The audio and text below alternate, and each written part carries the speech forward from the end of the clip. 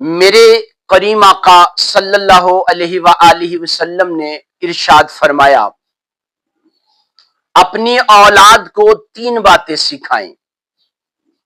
پہلی بات، میرے آقا نے فرمایا میری محبت سکھائیں، کیونکہ حدیث پاک میں آتا ہے کہ انسان کا اس وقت تک ایمان کامل نہیں ہوتا جب تک میرے کریم آقا کائنات کی ہر چیز سے بڑھ کر اس کو عزیز نہ ہو جائیں۔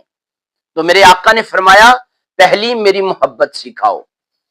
دوسری بات، میرے آقا صلی اللہ علیہ وآلہ وسلم نے ارشاد فرمایا قرآن کی محبت سکھاؤ، قرآن پڑھنا سکھاؤ، اسے سیکھنا سکھاؤ اور قرآن کے معنی و مفہوم کو سمجھاؤ۔ جو تیسری چیز میرے آقا صلی اللہ علیہ وسلم نے ارشاد فرمایا اپنی اولاد کو میری اہل بیت کی محبت سکھاؤ۔ یاد رکھیے گا، امام شافعی رحمت اللہ تعالی علیہ فرماتے ہیں کہ اہل بیت کی محبت تم پر فرض ہے۔